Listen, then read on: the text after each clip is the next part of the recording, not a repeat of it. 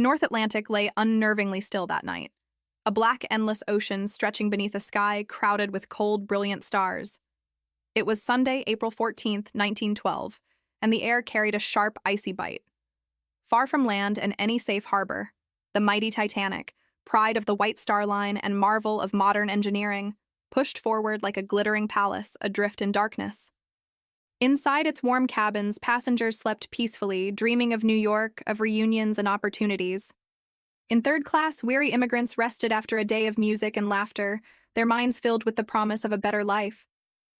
On the bridge, a handful of officers kept careful watch, their breaths turning to mist as they scanned a horizon so clear it seemed endless. The stars shone with a strange brilliance, bright enough to blur the boundary between sky and sea, as if the heavens themselves were sending a silent warning. At 11:35 p.m., lookout Frederick Fleet peered into the blackness from his post high in the crow's nest. He saw nothing but a calm, mirror-like ocean and a perfect canopy of stars. The binoculars, misplaced before departure, were nowhere to be found. Minutes passed. Then, a subtle change caught his eye. A faint blur began to materialize on the horizon, a shadow that grew darker and more solid with every heartbeat. Fleet rubbed his eyes, certain it was an illusion. But the shape sharpened, rising high and silent like a dark cathedral of ice. It was no wave and no cloud. An iceberg loomed directly in the ship's path. His heart pounding, Fleet grabbed the brass bell and struck it 3 times, each clang slicing through the night. He seized the telephone to the bridge and shouted the words that would echo through history. "Iceberg right ahead." On the bridge, First Officer William Murdoch reacted instantly. "Hard a starboard," he commanded. Quartermaster Robert Hitchens spun the enormous wheel with all his strength. The great rudder groaned as it fought the momentum of more than 46,000 tons of steel and human lives. Engines reversed, churning the water into a froth. Sparks showered as machinery strained against physics. But the Titanic was too vast, too fast, and the iceberg too close. Passengers felt only a gentle tremor, a low vibration that rippled through the decks. In the grand first-class lounge, crystal chandeliers quivered. In third class, a few restless sleepers stirred, wondering if a propeller had shifted. Few realized that the scrape they heard and the subtle tilt of the floor marked the beginning of a catastrophe. Far below deck, deep in the forward compartments, the Atlantic struck with deadly force. Jagged ice sliced open the steel hull, buckling thick plates and snapping rivets. Water surged through the gashes with the power of a collapsing dam. 6 watertight compartments were already flooding, one more than the ship's designers had allowed for survival. The Unsinkable vessel had been fatally wounded. Above, music continued to drift from the elegant salons. Couples still danced in the Café Parisien. Card games continued in smoke-filled corners. The ship's brilliance disguised the mortal danger spreading beneath its decks. Captain Edward Smith, jolted awake, rushed to the bridge. His seasoned eyes scanned the gauges, the frightened faces of his officers, and the icy horizon. Designer Thomas Andrews, summoned from his cabin, hurried forward to inspect the damage. He returned with a verdict as quiet as it was terrifying. Titanic would sink. Nothing could prevent it. The iceberg floated away under the starlight, silent and indifferent. The sea remained calm, almost mocking, as if the ocean itself was holding its breath. The clock now read 11:50 p.m. Titanic had less than 3 hours to live. This was no longer a voyage of luxury, but a race against time, a struggle between human ambition and the unforgiving laws of nature. The grandest ship ever built, a triumph of steel and steam, was now a fragile island of light adrift in an endless black sea. Every decision made in the coming hours would mean the difference between life and death for the more than 2,000 men, women, and children aboard. Before this night ended, millionaires and immigrants alike would share the same fate. Acts of courage and sacrifice would shine amid chaos, and legends would be born. This was not merely the story of a ship and an iceberg, but of dreams and hubris, of love, of heroism, and of a single night whose echoes would carry across more than a century.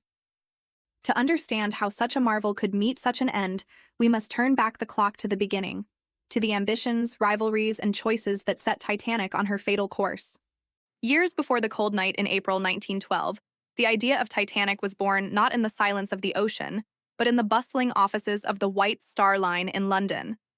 At the dawn of the 20th century, Ocean travel was more than transportation. It was a public spectacle, a contest of national pride, and a stage for technological triumph. Steamship companies fought for dominance on the Atlantic, where every voyage carried not only passengers and cargo, but the prestige of nations and the confidence of an industrial age that believed anything was possible. The fiercest rivalry came from the Cunard Line, whose ships Lusitania and Mauretania dazzled the world with unmatched speed. They won the coveted Blue Riband for the fastest Atlantic crossings, setting records that newspapers celebrated like Olympic victories. White Star Line executives knew they could not outpace these greyhounds of the sea, so they decided to outshine them instead. If they could not build the fastest ships, they would build the grandest, the most magnificent floating palaces ever imagined. It would be a new kind of supremacy, luxury and size over raw speed. The man chosen to bring this vision to life was J. Bruce Ismay, the ambitious chairman of the White Star Line, working alongside Lord Peary of Harland and Wolff, the Belfast shipbuilding giant. Together, they conceived the Olympic-class liners, 3 sister ships that would redefine ocean travel. The Olympic, the Titanic, and the Gigantic, later renamed Britannic, would be the largest moving objects ever built by human hands. These ships would carry the wealthiest elite across the Atlantic in unmatched comfort, while also transporting emigrants seeking new lives in America. They would be floating microcosms of the age itself, where aristocrats dined on fine china while humble families dreamed of opportunity only a few decks below. The plans were breathtaking. Each ship would be longer than 4 city blocks and taller than a 10-story building. They would feature grand staircases crowned with glass domes, opulent dining salons lit by electric chandeliers, and state-of-the-art conveniences such as elevators, private promenades, and even Turkish baths. Every detail would speak of triumph, of man's ability to conquer distance and tame the untamed ocean. From the beginning, these ships were described as virtually unsinkable. Their double-bottomed hulls and 16 watertight compartments were believed to offer absolute safety. Newspapers repeated the claim, and passengers would later take comfort in it, never realizing how dangerously it would feed overconfidence. The word unsinkable became a quiet promise to the world. Here, at last, was a vessel that could defy nature itself. The dream of Titanic was not merely a business plan, it was a declaration of the age. The early 1900s were filled with inventions that transformed daily life: electric lights, automobiles, wireless communication. People believed there was no limit to human progress. The Titanic would be the crowning jewel of this belief, a ship so immense and luxurious that it seemed more like a floating city than a vessel. Its completion would signal that the ocean, once feared as a vast and dangerous wilderness, was now under human control. This was the dream that drove thousands of men to labor in shipyards and offices, to hammer rivets and draft blueprints late into the night. It was a dream that promised glory to those who built it, comfort to those who sailed on it, and profit to those who owned it. Yet within this shining vision lay the seeds of tragedy. The same confidence that fueled its creation would later blind its masters to the dangers ahead. Before Titanic ever touched water, her story was already being written as a triumph of ambition. But the very ambition that built her would also send her into the icy heart of the Atlantic, where dreams of steel and glory would meet the unforgiving reality of nature. The early 20th century was an age obsessed with records. Newspapers reported every breakthrough in speed, distance, and engineering as if they were contests of national pride. Across the Atlantic, the 2 great shipping lines, Britain's White Star Line and its fierce competitor, the Cunard Line, fought for dominance in a market where fame and fortune were built on steel hulls and roaring engines. Each company wanted not only passengers but prestige, and the public followed their rivalry with the excitement of a sporting championship. The Cunard Line had already stunned the world with Lusitania and Mauretania, twin greyhounds that shattered speed records and captured the Blue Riband for the fastest crossings of the Atlantic. Their engines produced an astonishing 45,000 horsepower, propelling the ships across the ocean in just under 5 days. These feats were celebrated in headlines and in the hearts of passengers who wanted to cross the ocean not just safely but triumphantly. Cunard's victories humiliated White Star, whose older ships could not hope to compete on raw speed. J. Bruce Ismay, chairman of the White Star Line, knew that chasing speed was a losing game. Instead, he sought another path to supremacy: luxury and size. If Cunard could boast of speed, White Star would build ships that were floating palaces, so comfortable and magnificent that passengers would gladly trade a few extra hours at sea for the experience of unrivaled elegance. This was a bold strategy, one that required vision and immense financial risk. It meant creating ships so large they would dwarf all competitors and so luxurious they would redefine what travel across the Atlantic could mean. This new approach was not merely about attracting wealthy passengers, though the rich would be its most visible audience. It was also about capturing the imagination of the public.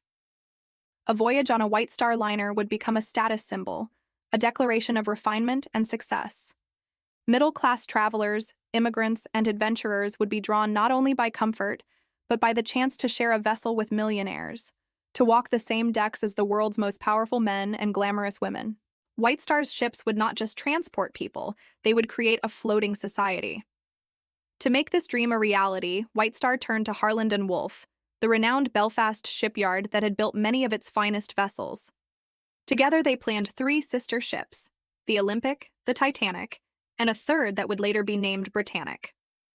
These would not be built for speed records, but for size, stability, and lavish comfort. Each ship would be more than 800 feet long, longer than any battleship of the time, and taller than many city buildings. Their vast decks would host promenades, gardens, smoking rooms, cafes, and dining halls that rivaled the finest hotels in Europe.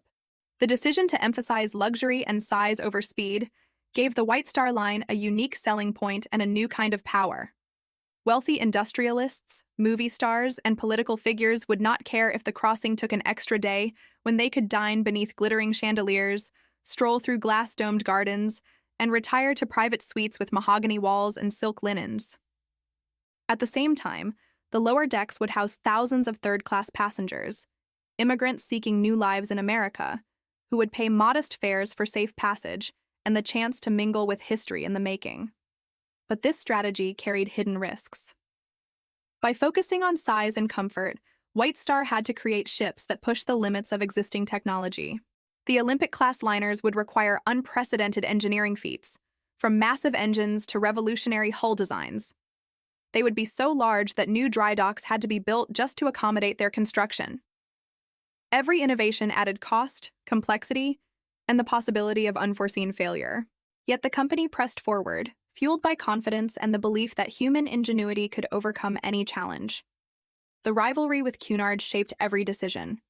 While Cunard chased speed, White Star chased magnificence, and in that pursuit lay the seeds of Titanic's fate. The need to impress investors, newspapers, and society's elite encouraged bold claims about safety and reliability. The phrase practically unsinkable, once a technical observation about the ship's watertight compartments, became a marketing promise repeated so often that it hardened into a dangerous myth. Passengers would board Titanic believing they were stepping onto the safest vessel ever created, unaware that nature cares nothing for human boasts. In the glittering world of Edwardian ambition, the race for supremacy was more than business. It was a contest of nations, a drama of pride and power played out on the open sea. Titanic was White Star's ultimate move in that contest, a ship so vast and splendid that it would capture the world's imagination and secure the company's dominance for decades. But as with many grand rivalries, the very intensity of the competition led to decisions that would later prove fatal. What began as a race for glory would end as a warning to all who believed that human ambition could conquer the forces of nature. After the grand plans were drawn and the rivalry with Cunard had set the stakes, the vision of Titanic moved from paper to steel.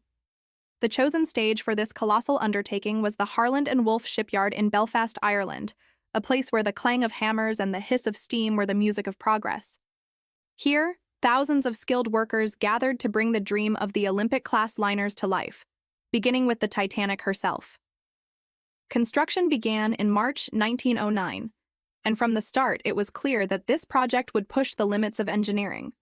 Titanic would be the largest moving object ever built by human hands, longer than 4 city blocks and taller than a 10-story building.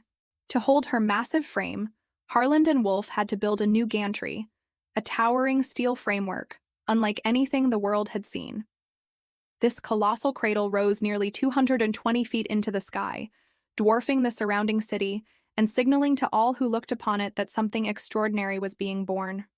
Every day, more than 15,000 laborers streamed into the shipyard. They were men of iron will, riveters, fitters, carpenters, and electricians, who risked their lives to shape millions of steel plates into a single seamless hull. Each day began before dawn with the deafening roar of machinery, the smell of hot metal, and the pounding rhythm of hammers driving rivets the size of a man's thumb.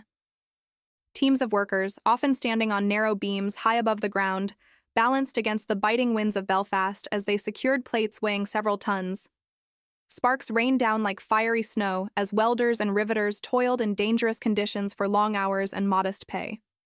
Inside the growing skeleton of the ship, designers imagined interiors that would rival Europe's grandest hotels. The first-class spaces were planned with almost royal luxury. A sweeping grand staircase with an elegant glass dome overhead, a palm-filled winter garden.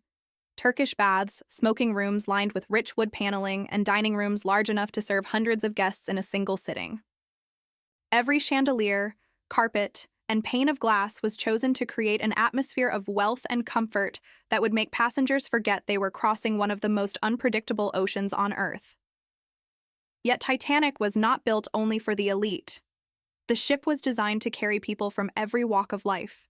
Second-class cabins offered comfort and dignity for professionals and middle-class travelers, while third-class accommodations, though simpler, were still far cleaner and safer than the immigrant quarters of most ships of the era. Titanic AS designers prided themselves on creating a vessel where even the poorest passengers could enjoy a decent meal and a safe, steady voyage across the Atlantic. Below the decks, Titanic was a marvel of engineering.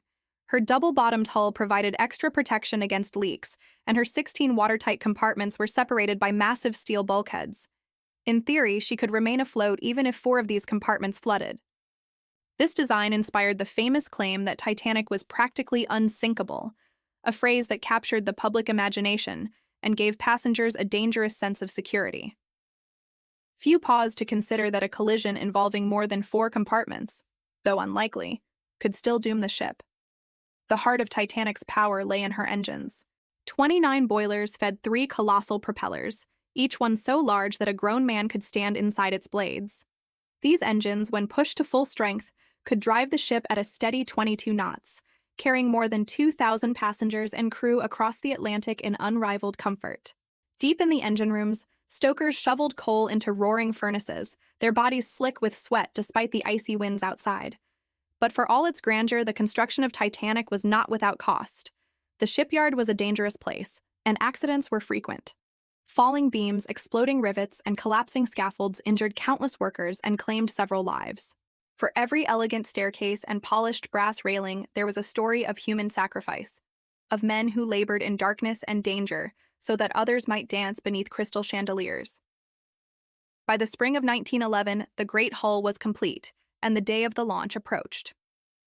On May 31st, Belfast turned out in celebration as Titanic slid down the slipway into the water for the first time. Tens of thousands of spectators cheered as the enormous vessel touched the sea, her black hull gleaming in the sunlight. The launch was a triumph of engineering and ambition, a moment when human ingenuity seemed limitless. Yet beneath the cheers and the champagne lay a quiet truth. Titanic was not merely a ship. She was a statement of human confidence, a floating declaration that technology had conquered the perils of the sea. Few imagined that the very size and complexity that made her a wonder of the age also made her vulnerable in ways no one yet understood. As the workers of Belfast returned home that night, proud and exhausted, the world celebrated the birth of a legend, unaware that this magnificent creation was already destined for tragedy. With Titanic's towering hull now afloat, the next chapter began, transforming a massive steel shell into the most luxurious ship the world had ever seen. The launch in May 1911 was only the beginning. Over the next 10 months, Belfast's Harland and Wolff shipyard became a hive of activity as thousands of workers labored to complete the interior fittings, mechanical systems, and finishing touches that would make Titanic not just a vessel, but a floating city. Inside the cavernous ship, teams of carpenters, painters, electricians, and decorators worked day and night. Their task was nothing less than to create an atmosphere of unparalleled elegance. The ship's grand staircase rose like the centerpiece of a palace, crowned by a massive glass dome that bathed the polished oak railings and gold leaf details in soft, natural light. Beneath this dazzling centerpiece stretched a world of comfort and refinement, smoking rooms lined with deep leather chairs, reading salons filled with books and sunlight, and dining rooms capable of serving over 500 guests in a single sitting. The pride of first-class accommodations was unmatched. The most expensive suites rivaled the finest hotels in London and Paris, complete with private promenades, marble fireplaces, and personal butlers. For the wealthiest travelers, business tycoons, aristocrats, and celebrities, Titanic promised not just transportation, but a statement of power and status. To board this ship was to announce to the world that you belonged to an elite class. But Titanic's designers also sought to impress beyond first class. Second-class passengers enjoyed spacious cabins, comfortable lounges, and dining rooms that rivaled the first-class spaces of most other ships of the era. Middle-class professionals, doctors, teachers, and clergy who could not afford the luxury of first class still found themselves treated with dignity and comfort. Even third-class accommodations, long neglected on transatlantic liners, were a revelation. Instead of cramped and dirty bunks, immigrant families bound for a new life in America were given clean cabins, hot meals, and access to fresh air on dedicated deck spaces. Titanic's builders proudly claimed that no other ship treated its poorest passengers so well. While decorators polished wood and fitted carpets, engineers focused on the hidden marvels that would make Titanic a technological triumph. Her 16 watertight compartments were reinforced with massive steel doors that could be sealed in seconds at the push of a button, a feature that fueled the belief she was practically unsinkable.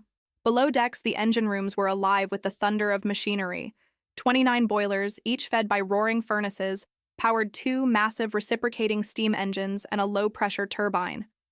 Together, these engines produced more than 46,000 horsepower, driving Titanic's 3 propellers with breathtaking force. Yet behind the grandeur and innovation, life for the workers remained perilous. The shipyard echoed with the clatter of rivet guns, the hiss of steam, and the constant risk of falling beams or sudden explosions. Accidents were frequent. Riveters endured deafening noise and searing heat, their bodies bruised from long shifts of back-breaking labor. Death was not uncommon, and several men lost their lives during the final phase of construction. Their sacrifices remained largely unspoken, overshadowed by the ship's growing reputation as a miracle of modern engineering. By early 1912, the finishing touches were complete. Crystal chandeliers sparkled over velvet chairs. Silver cutlery gleamed in the dining saloons. Titanic stood as the crowning achievement of the White Star Line, a ship meant not only to outshine its rivals at Cunard, but to redefine the very idea of ocean travel. Newspapers across Europe and America carried breathless reports of her size, speed, and opulence. Writers declared that nothing like Titanic had ever been built, and some even suggested that nothing ever would. For White Star Line chairman J. Bruce Ismay and his partners at Harland and Wolff, Titanic was more than a ship. It was a bold declaration of progress. In an age obsessed with technology and innovation, Titanic embodied the belief that mankind had finally mastered the forces of nature. Her launch was celebrated as proof that human ingenuity had tamed the ocean itself. Even seasoned sailors began to believe that the dangers of the Atlantic could be conquered by steel and steam. But as the ship glittered in her final trials, few stopped to consider the limits of that confidence. Titanic's very strength, her immense size and cutting-edge design, also carried hidden risks. The watertight compartments, for all their innovation, could not save her if too many flooded at once. Her lifeboats, designed only to meet outdated safety regulations, were far too few for the thousands she could carry. These flaws were quietly accepted as the price of luxury and speed. When Titanic was finally declared ready for service, the world greeted her as a masterpiece of human achievement. She was the pride of the White Star Line, a triumph of design and ambition. Passengers from across Europe and America scrambled for tickets, eager to experience the grandeur of the maiden voyage. As the date of departure drew near, a sense of excitement spread across continents. The newspapers called her unsinkable. The people believed it. And in that belief, a seed of tragedy was quietly sown, waiting for the cold waters of the North Atlantic to awaken it. April 10, 1912, after years of planning, endless construction, and months of breathless anticipation, the day finally arrived. Titanic, the grandest ship ever to grace the seas, stood ready at the dock in Southampton, England. Her gleaming black hull and towering white superstructure loomed over the harbor like a floating palace. Newspapers had called her the Unsinkable ship, and thousands of curious onlookers gathered along the pier to witness the moment history would remember. The morning air carried a charged excitement. Families hugged tearful goodbyes, luggage carts clattered across the quay, and passengers, rich and poor alike, streamed toward the gangways. At the top of the boarding list were the elite of society: American millionaire John Jacob Astor Thor and his young bride Madeline, steel magnate Benjamin Guggenheim, fashion designer Lady Duff Gordon, and Isidore and Ida Strauss, owners of the famed Macy's department store. They arrived in gleaming carriages and private motor cars, their names already making headlines. Cameras flashed as porters hauled their trunks filled with fine gowns, evening suits, and jewels destined for the lavish salons of first class. But not all travelers boarded with such glamour. For hundreds of third-class passengers, this was no pleasure cruise. It was a journey of hope. Irish farmers, Swedish laborers, Syrian merchants, and families from across Europe came carrying little more than battered suitcases and the dream of a new life in America. Their tickets may have been the cheapest, but their hearts carried the greatest stakes. Titanic represented a one-way passage to opportunity, freedom, and the promise of a better future. As passengers settled in, Titanic's crew prepared for departure. Captain Edward J. Smith, a seasoned mariner with decades at sea, surveyed his ship with quiet pride. This voyage was to be his final command before retirement, a crowning achievement to an illustrious career. His officers checked the navigation equipment, while engineers below deck fed coal into the ship's 29 boilers, building the pressure needed to power her massive engines. At precisely noon, 3 sharp blasts of the ship's horn echoed across the harbor, signaling that Titanic was ready to sail. The departure itself was not without drama. Once at sea, life aboard Titanic quickly settled into a rhythm that reflected the strict divisions of early 20th century society. In first class, passengers dined on exquisite multi-course meals prepared by world-class chefs. Oysters, filet mignon, French pastries, served on fine china in glittering dining saloons. Gentlemen smoked cigars in mahogany-paneled lounges, while ladies strolled the private promenade decks, wrapped in furs against the salty breeze. Music from the ship's orchestra floated through the air, a constant reminder of the refinement Titanic promised. Second-class passengers enjoyed their own world of comfort, a standard far superior to most first-class accommodations on other ships. They played cards in cozy lounges, shared hearty meals, and took in the bracing sea air on the spacious decks. For third-class travelers, life was simpler, but far from grim. Families gathered in communal rooms to sing folk songs and tell stories, children raced along the narrow corridors, and young men stared in wonder at the endless Atlantic horizon. Even at the lowest fare, Titanic offered a level of safety and cleanliness unheard of on earlier immigrant ships. Below decks, however, the crew labored tirelessly to keep the floating city alive. Firemen shoveled tons of coal into roaring furnaces to maintain the steam needed for the ship's incredible speed. Engineers monitored the engines and pumps with unwavering precision, knowing that the slightest failure could jeopardize the voyage. Stewards rushed through corridors to answer passengers' every request, polishing brass railings and delivering meals with flawless efficiency. The contrast between the glamour above and the sweat below was striking, yet every person aboard was united by the belief that they were part of something historic. By the evening of April 11th, Titanic had completed her first stops in Cherbourg, France, and Queenstown, now Cove, Ireland.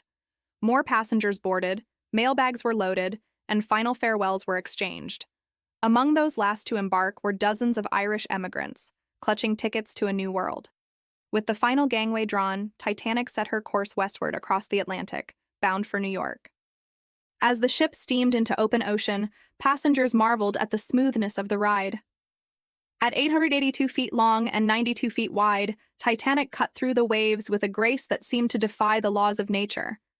Nights on deck were breathtaking, stars blazed overhead, the moon cast silver light across the endless sea, and the rhythmic thrum of the engines lulled travelers into a sense of calm. Conversations turned again and again to the same reassuring thought. With her watertight compartments and state-of-the-art design, Titanic was unsinkable. Few could imagine that this very confidence would soon be tested in the most tragic way imaginable. For now, however, the mood was one of celebration and anticipation. Passengers laughed, dined, and danced beneath the glittering chandeliers, unaware that the vast, icy Atlantic held secrets waiting just beyond the horizon. Titanic sailed on, her lights a beacon of human achievement and human vulnerability against the dark expanse of the sea. As Titanic surged westward across the Atlantic, her passengers reveled in the comfort of what many believed to be the safest ship ever built. By April 12th and 13th, the weather was ideal. Calm seas, crisp air, and clear skies that sparkled with stars at night. The ocean stretched like a sheet of glass, so still that experienced sailors remarked it felt almost unnatural. But while the surface was serene, danger silently waited ahead in the frigid waters of the North Atlantic. Far to the west, telegraph operators aboard other steamships were already encountering ominous signs. Ships traveling near Newfoundland and the Grand Banks were spotting massive icebergs, some towering higher than the masts of sailing ships, drifting unusually far south for the season. Wireless messages crackled across the airwaves. Ice reported in your path, large bergs and field ice ahead. These warnings were relayed to Titanic throughout April 13th and into April 14th. One by one, the ship's Marconi wireless operators received telegrams from vessels like the Caronia, Baltic, America, and Masaba, each reporting the same troubling news. Despite the growing number of alerts, the mood on board remained cheerful. Captain Edward J. Smith, confident in Titanic's size and strength, maintained full speed ahead. After all, the ship was designed to withstand collisions and equipped with watertight compartments that many believed could keep her afloat under almost any circumstances. Ice warnings were logged and noted, but no drastic course changes were made. Some messages never even reached the bridge in time, buried beneath a flood of passenger telegrams that the wireless operators were busy sending to America. On the night of April 14th, the temperature began to drop sharply. As the sun set, a biting chill swept over the decks, and the sea turned eerily calm. Veteran sailors recognized these as classic signs of ice nearby, but to most passengers, the stillness only added to the sense of luxury. Stars glittered in a moonless sky, their reflections shimmering on water so smooth it resembled polished glass. There was no moon to illuminate the horizon, and without waves breaking against them, icebergs would be nearly invisible. Inside the grand salons, life continued as if nothing were amiss. First-class passengers enjoyed a lavish Sunday dinner featuring roast duck and Waldorf pudding. They lingered over brandy and cigars while the ship's orchestra played light waltzes and cheerful ragtime tunes. Couples strolled the promenade decks, bundled against the cold, laughing as their breath formed clouds in the frosty air. Down in third class, families gathered to sing folk songs, children played games, and young men exchanged stories of the new lives awaiting them in America. The atmosphere was festive, untroubled by the silent menace drifting just beyond sight. On the bridge, officers remained alert but calm. Captain Smith had retired for the evening, leaving Second Officer Charles Lightoller and First Officer William Murdoch in charge. Lookouts, Frederick Fleet and Reginald Lee took their positions in the crow's nest, scanning the dark horizon with keen eyes. Without moonlight or binoculars, spotting ice would be difficult, but the lookouts trusted their training and the ship's design. Titanic's speed remained steady at 22 knots, nearly her maximum, as she sliced through the frigid night. Below deck, the wireless operators Jack Phillips and Harold Bride continued their relentless work. The Marconi room hummed with activity as they tapped out messages from passengers eager to send greetings and business updates to loved ones in New York.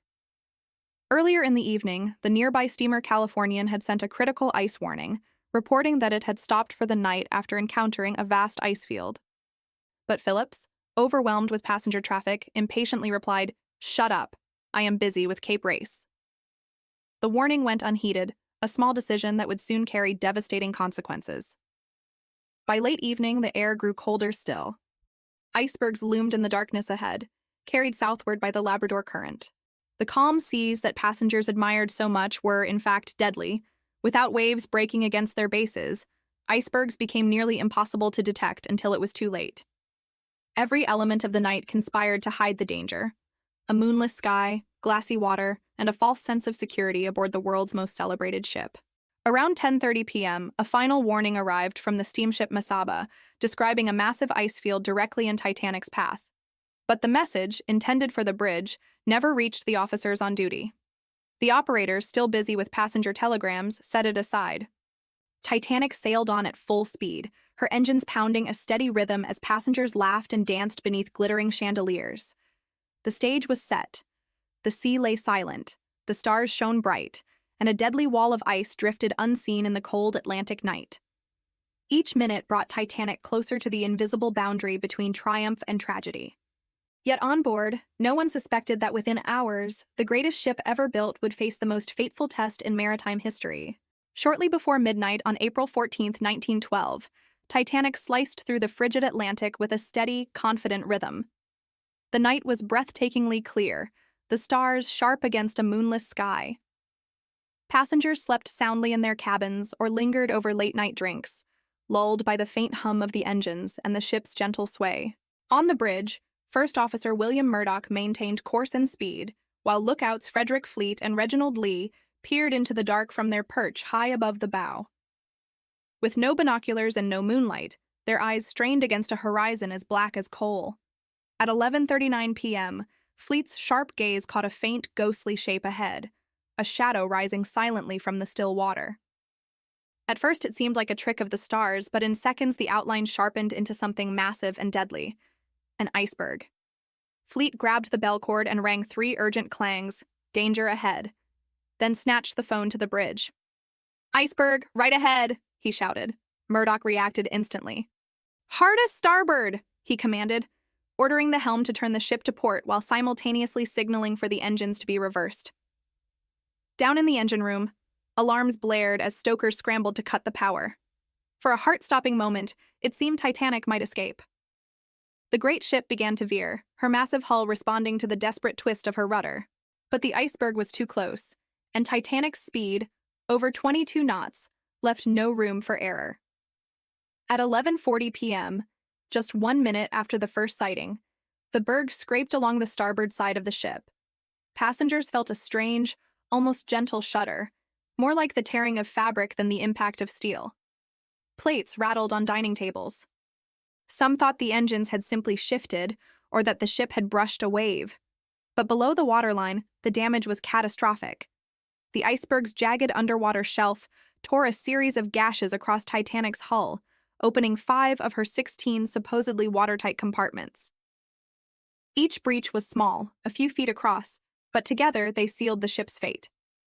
Titanic had been designed to survive flooding in up to 4 compartments. 5 was fatal. As seawater gushed in, the bow began to settle ever so slightly, an almost imperceptible tilt that would soon accelerate into disaster. Down in the boiler rooms, chaos erupted.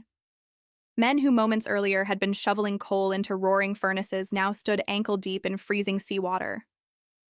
Bulkhead doors were slammed shut in a frantic attempt to contain the flooding, but the ocean poured through like a relentless predator. Engineers worked furiously to keep the pumps running and the lights burning, knowing every second mattered. On the bridge, Captain Edward Smith rushed from his cabin, awakened by the commotion. Murdoch reported the collision and the extent of the flooding. Naval architect Thomas Andrews, who knew every inch of the ship he had helped design, quickly inspected the damage. His face grew grim as he calculated the mathematics of doom. At best, Titanic might remain afloat for an hour and a half, perhaps 2. "She is going down," Andrews told Smith quietly. "It is a mathematical certainty." Above deck, most passengers remained unaware of the danger.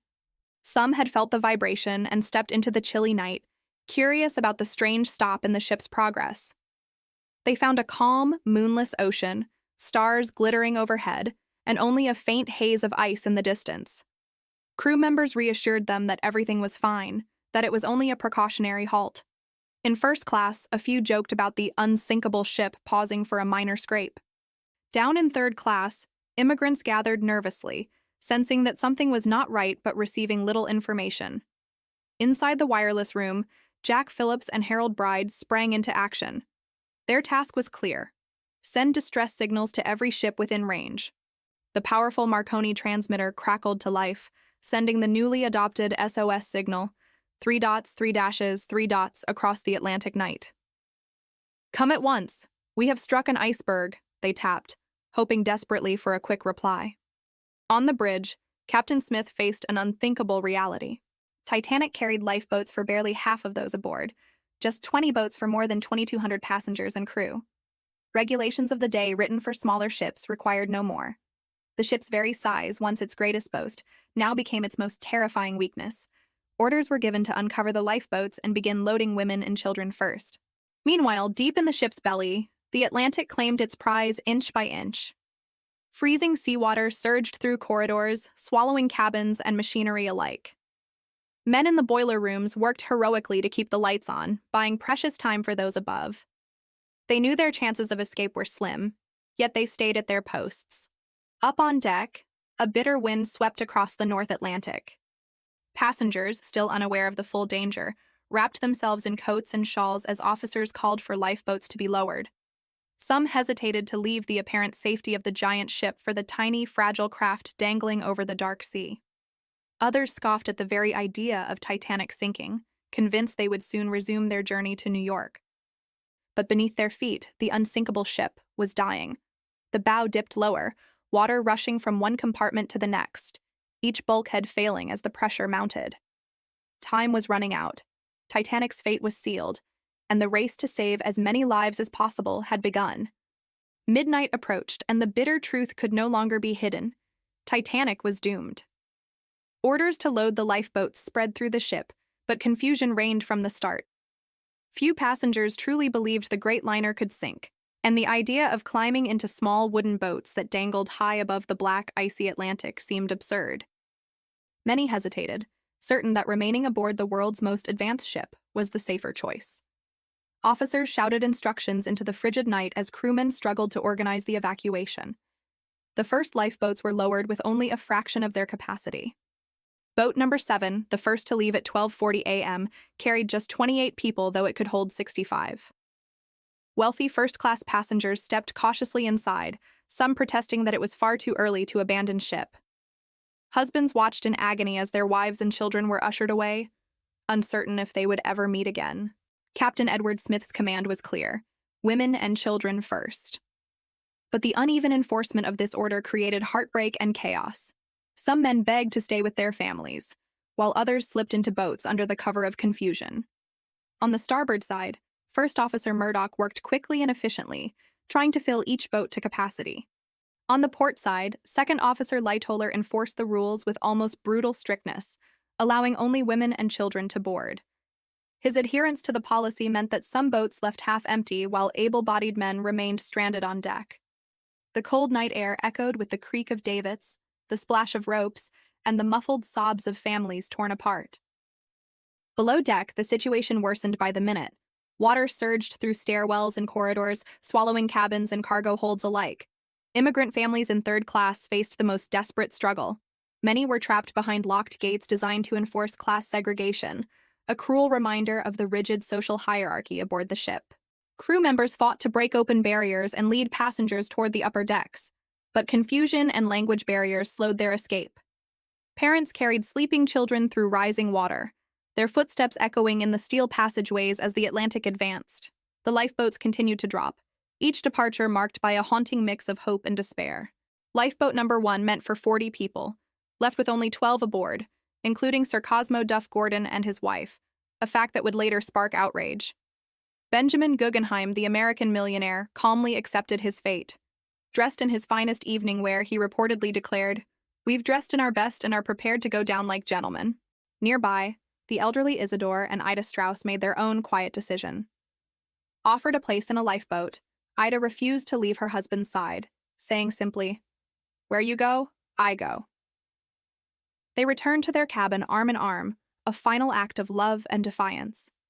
As the bow sank deeper, Titanic's lights flickered but remained miraculously bright, thanks to the heroic efforts of the engineers below. These men, knowing they were sealing their own deaths, kept the pumps running and the dynamos turning to give passengers above a few more precious minutes. Their sacrifice allowed the lifeboats to launch in relative light, a silent act of courage that saved countless lives. On deck, panic finally began to break through the veneer of order. The angle of the ship grew more pronounced, making it difficult to stand. Dishes slid from tables and furniture crashed against the walls as Titanic tilted forward. The band, led by Wallace Hartley, continued to play soothing music, hoping to calm the terrified crowd.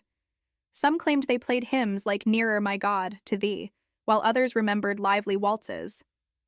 Whatever the tune, their music became the soundtrack of bravery in the face of certain death. Wireless operators Jack Phillips and Harold Bride refused to abandon their posts. Even as the forward compartments filled with freezing seawater, they sent frantic distress calls to any ship within range. Their signals reached the Carpathia, 58 miles away, which immediately turned toward Titanic's position. But at 17 knots, the rescue ship would not arrive for hours. Time was slipping away faster than help could travel. The temperature plunged below freezing, and an icy wind swept across the decks. Passengers who had resisted boarding the lifeboats now faced a horrifying realization. There were not enough boats for everyone. More than 1,500 people remained aboard with only a handful of lifeboats left. Mothers clutched their children, men searched desperately for a way to save their loved ones, and officers shouted for calm as the list of the ship grew steeper. By 1:30 a.m., the bow was completely submerged. The great liner's stern rose slowly but unmistakably against the starry sky. People began climbing toward the higher decks, seeking any refuge from the encroaching sea. Lifeboats rowed away into the darkness, their occupants watching in stunned silence as the floating palace that had once seemed invincible tilted further and further toward doom. Every minute brought new tragedies and acts of heroism. Some passengers leapt into the freezing ocean, hoping against all odds to swim to a lifeboat. Others clung to the railings, praying for a miracle. Above the chaos, the band played on, their music carried by the cold Atlantic air, a haunting reminder of human courage in the face of unimaginable despair. By 2 a.m., the great Titanic was in her death throes. The forward decks were completely submerged, and the once proud ship groaned under the immense pressure of the Atlantic. The stern rose higher and higher into the frigid night sky, an ominous silhouette against a blanket of stars. From a distance, survivors in lifeboats watched in stunned horror as the ship's massive propellers lifted clear of the water, gleaming faintly in the moonlight. It was a sight no one would ever forget, a floating palace now twisted into a monstrous angle, seconds away from destruction. On the slanting decks, chaos erupted into pure terror. People clung to railings and deck chairs to keep from sliding toward the icy black water below. Others scrambled desperately upward, seeking higher ground as the ship tilted like a giant seesaw. Mothers screamed for missing children. Men shouted for loved ones lost in the darkness. The once orderly evacuation had dissolved into a frantic struggle for survival. Every creak of steel and groan of twisting metal echoed like a death knell across the night. As the bow dragged the stern skyward, enormous internal forces ripped through Titanic's mighty frame. Dishes and furniture crashed through corridors as the ship's elegant interiors were reduced to chaos. Portholes that once offered peaceful views of the ocean now glowed faintly underwater, eerie lanterns in the black abyss. The band, astonishingly, played on even as the deck tilted sharply beneath their feet. Whether their final tune was "Nearer, My God, to Thee" or a waltz remains debated, but survivors recalled the haunting music floating across the cold air, a sound of dignity and defiance against the advancing sea. Captain Edward Smith, who had commanded the Pride of the White Star Line on her maiden voyage, was last seen moving calmly through the chaos. Some witnesses claimed he returned to the bridge, his face pale but resolute, determined to go down with his ship. Others believed he helped passengers until the very end, giving quiet orders before disappearing into the freezing water. His exact fate remains one of Titanic's enduring mysteries. At 2:18 a.m., a deep, thunderous crack split the night. The unimaginable was happening. Titanic's immense hull was breaking apart. With a groaning roar, the ship's spine snapped between the third and fourth funnels. The forward section, weighed down by the flooded compartments, plunged swiftly beneath the surface, dragging hundreds of passengers into the depths. The sudden release of pressure caused a massive wave that nearly capsized nearby lifeboats, tossing survivors into the freezing sea. The stern, freed for a moment from the bow's deadly pull, settled briefly back onto the ocean's surface. For a few fleeting seconds, those still clinging to it felt a false hope. Perhaps it might remain afloat. But the reprieve was cruelly short-lived. Water poured through gaping fractures, and the stern began to rise again, almost vertically, like a colossal black tower pointing toward the heavens. People clung desperately to railings, staircases, and overturned lifeboats, their screams carrying across the endless sea.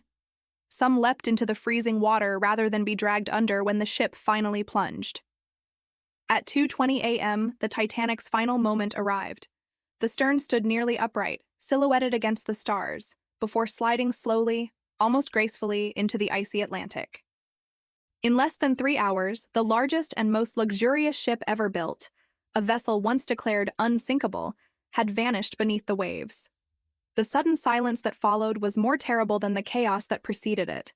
Only the cries of those struggling in the frigid water broke the stillness, their voices growing weaker as hypothermia claimed them one by one. In the lifeboats scattered across the dark ocean, survivors sat in stunned disbelief. Some rowed frantically to escape the deadly suction they feared would follow the sinking. Others wept silently, listening to the fading screams of those left behind. The temperature of the water hovered just above freezing, a merciless killer that would take hundreds of lives within minutes. Of the more than 1,500 still aboard when the ship went down, only a handful who entered the water would live to see the dawn. Far away, the rescue ship Carpathia steamed through the night, racing toward the coordinates sent by Titanic's desperate wireless operators. But the vast Atlantic was merciless, and time was running out for those adrift in the freezing dark.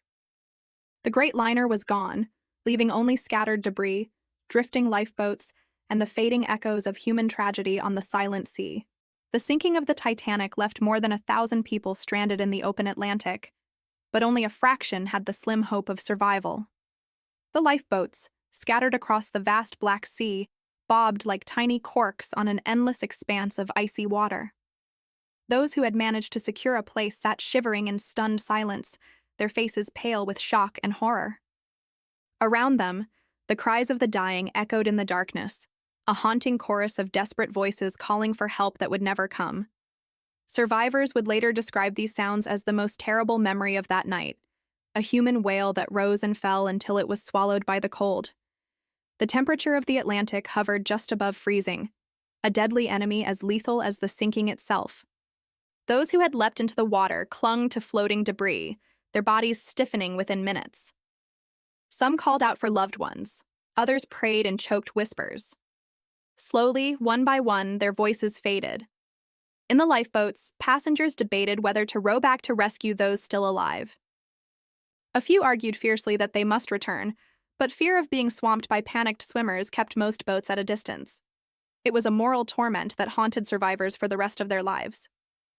Inside the lifeboats, misery settled like the cold itself. The sea stretched endlessly in every direction, a black void broken only by starlight. Women wrapped children in shawls and coats, whispering reassurances they did not believe. Men sat rigid and silent, haunted by the faces they had left behind. Some lifeboats were nearly empty, half filled despite Titanic's 20 lifeboats being her only real chance at salvation. In others, people were packed shoulder to shoulder, their breath forming icy clouds in the frigid air. Time seemed to stop as they waited for rescue, or death. The hours crawled by with agonizing slowness. Survivors scanned the horizon for any sign of light, praying that a passing ship might appear. Occasionally, someone thought they saw a glow in the distance, only for it to vanish into the darkness. Crew members tried to maintain order, instructing passengers to keep still and conserve energy. A few attempted to row, but their efforts were clumsy and exhausting against the vast, indifferent ocean. Hunger gnawed at some, but thirst was worse, as salty spray crusted lips and froze on clothes. Above them, the night sky glittered with cruel beauty. The stars seemed unnaturally bright, their cold brilliance mocking the suffering below. Survivors later spoke of feeling suspended between two infinities, one of stars and one of endless black water. The silence between the fading cries was unbearable. Every creak of wood or splash of oars echoed like a cannon shot across the vast, empty sea. Some passengers wept quietly, others stared blankly into the night, too numb to feel. The lifeboats faced more than just cold and fear. Icebergs loomed like silent monsters in the darkness, their jagged peaks faintly glowing in the starlight. The same deadly field that had doomed Titanic now surrounded her survivors, a frozen labyrinth through which rescue ships would have to navigate. Occasionally, a distant crack of shifting ice echoed across the water, a chilling reminder of the danger still present. Among the survivors, acts of quiet heroism unfolded. Crewmen gave their coats to children. Mothers comforted strangers' infants as if they were their own. Passengers who had once dined in luxury now huddled together for warmth, their differences erased by tragedy. Yet guilt and grief weighed heavily. Some whispered prayers for those lost, while others sat in haunted silence, their eyes fixed on the empty sea where the Titanic had vanished. As dawn approached, the first faint light touched the horizon, painting the icebergs with ghostly hues of pink and blue. The beauty of the sunrise was almost unbearable to those who had endured the night. They had survived the cold and terror, but the realization of what had been lost was only beginning to sink in. Loved ones were gone. The great ship was at the bottom of the ocean, and the world would never be the same. The survivors clung to the hope that rescue was near, even as they faced the bitter truth that hundreds around them had already slipped silently into the Atlantic's icy embrace. While Titanic's passengers fought to survive in the freezing darkness, the steamship Carpathia was slicing through the icy Atlantic at full speed. Shortly after midnight, her wireless operator, Harold Cottam, had intercepted Titanic's desperate CQD and SOS signals. Captain Arthur Rostron was roused from his cabin and, without hesitation, ordered his ship to turn north toward the coordinates of the sinking liner. Carpathia was more than 58 miles away, hours from the disaster, but Rostron wasted no time. He pushed his ship beyond her normal limits, driving her engines to speeds that seemed impossible for her size. Every man aboard Carpathia understood the stakes. They steamed through a night filled with ice warnings, knowing one wrong move could doom them as well. Lookouts strained their eyes for deadly white shapes in the black water while engineers poured on the steam, coaxing every last ounce of speed from the boilers. Rostron personally oversaw preparations. Blankets were warmed, hot drinks prepared, and medical supplies readied. He even posted extra lookouts and ordered the ship's lights dimmed to reduce the chance of striking an iceberg. The crew knew they were racing not just against distance, but against death itself. Back in the lifeboats, survivors glimpsed occasional flashes of light on the horizon, distant stars perhaps, or the faint glow of a ship's funnel. They prayed it was rescue. Hours passed with agonizing slowness until, shortly after 4 a.m., the first unmistakable light appeared. A green flare arced into the sky, followed by the shadowy outline of a ship. Cheers and sobs erupted across the lifeboats. For the first time since Titanic disappeared beneath the waves, hope burned bright. As Carpathia drew closer, her crew lowered ropes and ladders into the frigid water. One by one, lifeboats rowed toward the towering hull. Survivors, numb and frostbitten, were lifted aboard by sailors who worked with quiet urgency. Some passengers were too weak to climb and had to be hauled up in slings. Mothers clutched children, refusing to let go even for a moment. Sailors wrapped trembling survivors in blankets, guided them toward hot drinks, and whispered reassurances over their sobs. The scene on deck was a mixture of relief and heartbreak. Survivors asked after husbands, wives, children, most of whom would never come. Some collapsed in tears. Others stood in stunned silence, unable to process what had happened. Captain Rostron moved among them, offering comfort and quiet words, but even he could not soften the enormity of the tragedy. As dawn broke fully, the survivors could see the cruel beauty of the ice field around them. Icebergs gleamed like frozen cathedrals in the early morning light, silent witnesses to the catastrophe of the night before. By 8:30 a.m., all the lifeboats had been recovered. The final count was heartbreaking. Just over 700 souls had been saved, while more than 1,500 were lost to the Atlantic. Rostron gave the order to turn the ship toward New York, carrying the rescued back to a world forever changed. Survivors huddled together for warmth, some sharing their stories in broken whispers, others staring blankly at the sea where Titanic had vanished. The voyage to New York was silent and somber. Carpathia's decks were filled with grief-stricken men, women, and children wrapped in borrowed coats. Sailors who had worked tirelessly to save lives now stood watch in reflective silence, their faces pale from exhaustion and sorrow. Wireless operators continued to send messages to the outside world, but nothing could convey the full scope of the disaster. The Titanic, the pride of modern engineering and symbol of an age of confidence, lay shattered at the bottom of the ocean. All that remained were the people Carpathia had managed to save, and the terrible memories they carried with them across the cold Atlantic. While the Carpathia steamed toward New York carrying Titanic survivors, the outside world was only beginning to grasp the scale of the catastrophe. In the early hours of April 15th, Scattered wireless reports hinted that Titanic had struck an iceberg. Some newspapers rushed out optimistic headlines, all saved on Titanic, passengers transferred to another ship, based on confused and contradictory messages. Families woke to hopeful but uncertain news, clinging to the belief that the mighty ship could not have sunk completely. But as the hours passed, the grim reality emerged. The wireless stations along the North Atlantic coast began to piece together fragments of survivor lists and rescue updates. The Titanic, hailed only days earlier as the greatest ship ever built, was gone. More than 1,500 men, women, and children were missing, presumed drowned. By mid-morning on April 15th, newspaper offices were mobbed by frantic relatives demanding answers. Telephones rang endlessly. People crowded around bulletin boards waiting for survivor names to be posted. The confident headlines of the early morning gave way to stark black letters: Titanic sinks, over 1,000 dead. Across Europe and America, disbelief turned to grief. The Titanic had been a symbol of modern achievement, a floating city that represented human mastery over nature. To learn that it had been destroyed on its maiden voyage was like hearing that the very idea of progress had failed. Governments demanded reports. Shipping companies reeled from the blow to public trust. The White Star Line's New York office was besieged by relatives desperate for news, many of them sobbing openly as clerks read out the few names confirmed among the living. In Liverpool, Southampton, and Belfast, the cities most closely tied to Titanic's creation and crew, the tragedy struck with particular cruelty. Southampton alone lost more than 500 of its sons, many of them crew members who had left behind wives and children. Streets that only days earlier had celebrated Titanic's departure now echoed with mourning. Churches filled with weeping families, while shop windows displayed hastily printed casualty lists. The grief was not confined to the poor. Millionaires and immigrants alike had perished together in the icy Atlantic. New York City, the ship's intended destination, became a focal point for sorrow. As Carpathia approached the harbor carrying the rescued, thousands of anxious people crowded the piers despite the cold rain. Reporters, photographers, and loved ones waited in tense silence, scanning the faces of every survivor for recognition. When the ship finally docked on the night of April 18th, the crowd erupted in a mixture of relief and anguish. Some families embraced tearfully as they were reunited, while others collapsed in despair when no familiar figure appeared.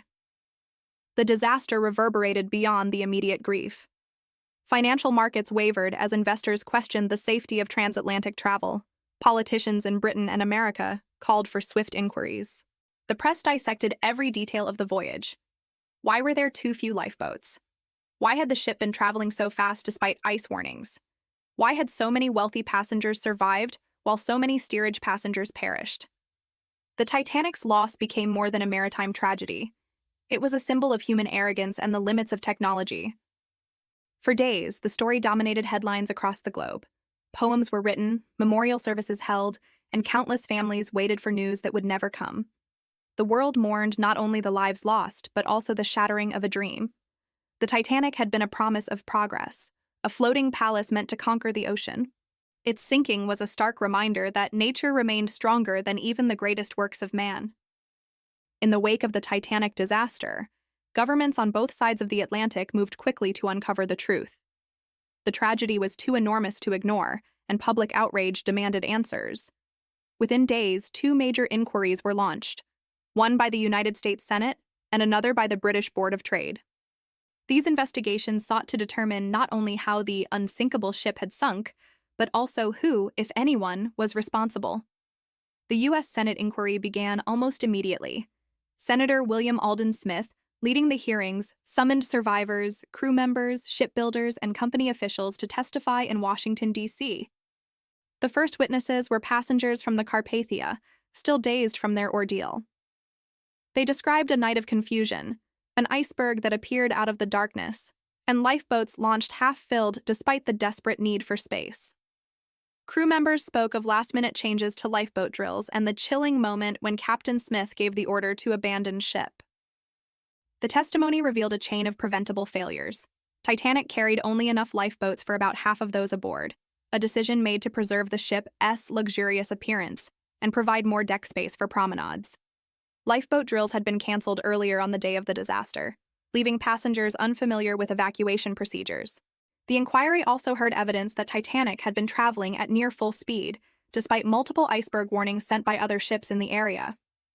The wireless operators had even missed some of the critical alerts because of heavy message traffic. The British inquiry, led by Lord Mersey, echoed many of these findings. It examined the design of the ship, the strength of its steel plates, and the decisions made on the bridge that fateful night. Engineers and naval architects debated whether Titanic's watertight compartments had been improperly designed, allowing water to spill from one to another like a deadly domino effect. Survivors gave heart-wrenching accounts of their struggles to escape, painting a vivid picture of chaos and heroism as the great liner slipped beneath the waves. Both investigations concluded that overconfidence and inadequate safety measures were key factors. The White Star Line had followed existing regulations, but those regulations were hopelessly outdated. Maritime law had not kept pace with the size and speed of modern ships. The inquiries led to sweeping changes in maritime safety. International conventions required that all ships carry enough lifeboats for every person on board, no matter the vessel's size. Lifeboat drills became mandatory, and wireless operators were required to maintain a 24-hour watch to ensure no distress call would go unheard. Shipping lanes were also adjusted to reduce the risk of icebergs, and the International Ice Patrol was established to monitor dangerous ice fields in the North Atlantic. The Titanic disaster thus became a turning point in maritime history. Out of the horror came progress, stronger safety regulations, better communication systems, and a renewed respect for the power of the sea. But no legislation could erase the human cost. Survivors carried scars that no inquiry could heal. Families grieved loved ones lost to the icy depths. The name Titanic entered the world's vocabulary not only as a ship, but as a symbol, a warning of what happens when pride and technology blind humanity to nature's enduring strength. Though more than a century has passed, the lessons remain. The Titanic's fate reminds us that progress without humility courts disaster.